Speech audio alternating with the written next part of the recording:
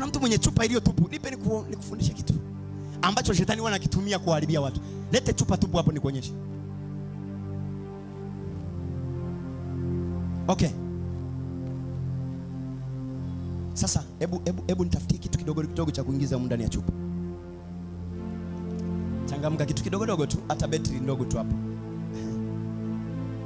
Mpata. Yes. Sasa nataka niwafundishe. Hapa ni Mungu anapeleka mashtaka. Shetani anapeleka mashtaka kwa Mungu. Anamwambia wewe Ayubu, ni kwa sababu umemzingira tu. Sasa Mungu alikuwa anakuzingiraje? Anakuzingiraje? Wewe uko ndani ya Mungu. Yaani huyu ni wewe. Sawa sawa Uko ndani ya chupa. Hebu jaribu kutoa hii peni. Umeona Inawezekana? Toa tu. Unawezaje kuitomoa? Ni ngumu sana. Unawezaje kutoa? Yaani ni ngumu. Huyu ni wewe, uko ndani ya Mungu. Maisha yako yalikuwa mazuri sana. Sasa shetani anamjaribu huyu Ayubu kila siku.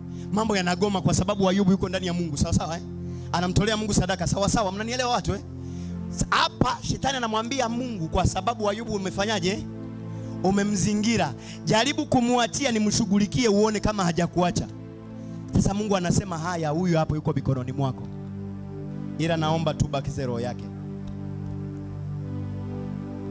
Sasa wewe sio shetani, tunatoa mfano. Sasa huyu ni Ayubu. Sawa sawa Ayubu anaanza kutandikwa. Sasa Ayubu kilichokuja kumfanya apigwe ni ule uoga, kwa sababu miaka yote yuko ndani ya Mungu, yuko salama. Alivyotoka nje akaanza kujiuliza, au watoto wangu wametenda? Ndio anaenda kuwatolea sadaka. Huo ni uoga. Hayo inawezekana walipoenda kuchunga ng'ombe kule kuna vitu wamefanya.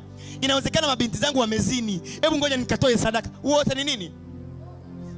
Akasahau kwamba miaka yote alikuwa amezingirwa humu ndani pamoja na sadaka zake anazozitoa.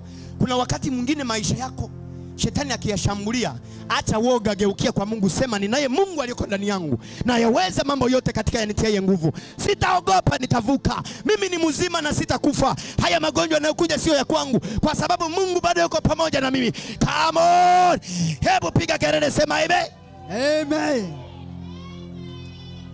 Sema woga sio fungu langu. Sio fungu langu. Hata vije vya kunitisha. Hata vije vya kunitisha. Sitaogopa jambo lolote. Sitaogopa jambo lolote.